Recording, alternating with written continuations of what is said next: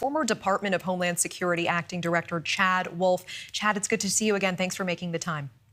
Sure, happy to be here. Given the level of danger that Mexican cartels now pose to the U.S. in the U.S., including shooting at U.S. officials from the Mexican side of the border, in your opinion, should U.S. troops be sent over the border to directly combat the cartels? Well, I've been an advocate for some time to say that all options should be on the table for the new Trump administration. And that includes an aggressive discussions with the government in Mexico. They could be doing a lot more, both on their southern and their northern border, to help control some of this illegal migration, as well as dealing with the cartels. And they should be inviting the United States in to help them deal with the cartels, very much like the United States did in Colombia in the 1980s. Aggressive, pointed conversation is one thing. Cooperation and offering help is another. But should U.S. troops be sent over the border directly to combat the cartels? Again, all options should be on the table for the incoming Trump administration. Look, we've dealt with this issue for decades as a law enforcement issue, and it doesn't seem to be getting any better, right? It actually seems to be getting worse over a period of time. So I think you've got to be a little bit more aggressive about this. I think you need to look at designation of a foreign terrorist organization.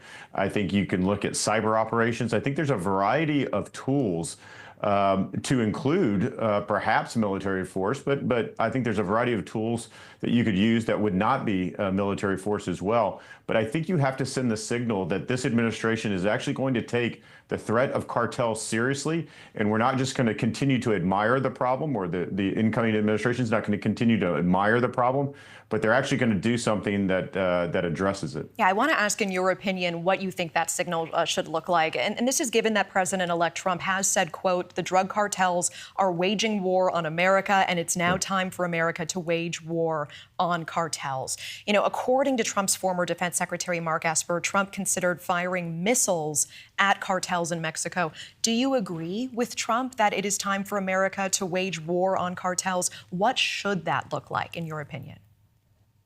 Well, again, I don't speak for the president. I'm certainly not going to get in front of the president on this, but I do agree with the overall notion that the cartel should be public enemy number one for this country. There is no other organization or group of individuals that are killing Americans as the cartels are doing, as they smuggle and traffic deadly fentanyl into the United States. And again, we can either admire the problem and we can continue to treat it as a law enforcement issue, or we can take some aggressive steps. And I'm not going to outline what all those are, and I'm sure people on can you outline Trump's team one? Are looking at what would be one recommendation? Because I really appreciate. I really appreciate keep the playing field open for the president so that he has a variety of options. You're not going to signal those options in the news. You're not going to do that. You're going to let him select. You're going to engage in, again, conversations with the government of Mexico and others. But overall, it takes leadership here, unlike President Biden, who took all of these things off the table. No foreign terrorist organization designation and a variety of other things. He did not want to get serious about this issue. President Trump has been very clear he's going to get serious, and his incoming team is likely this is going to be a top priority for them. You know, and speaking of, we don't have official numbers yet, but do you believe we will be seeing a large spike in illegal crossings at the border ahead of Trump's inauguration?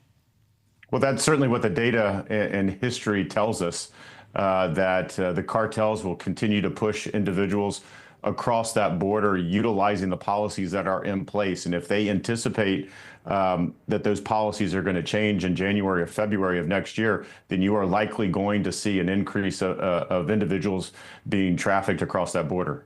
President-elect Trump has pledged the largest mass deportation effort in American history. Can you tell us what we can expect that might look like? How would that work in your estimation?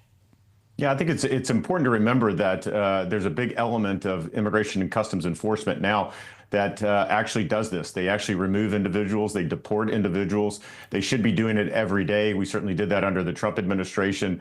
Unfortunately, over the last 3.5 years, we're at a historic low number of removals. And so this isn't just one snapshot in time, right? It's not just a one week or a 1 month endeavor, but it's a sustained effort over a period of time where you start letting ICE officers remove individuals. You let them start working with state and local officials under a variety of different agreements. And so you start to remove more and more dangerous people. Thanks for watching. Go to joinnn.com to find News Nation on your screen. And don't forget to click the red subscribe button below to get more of News Nation's fact-driven, unbiased coverage.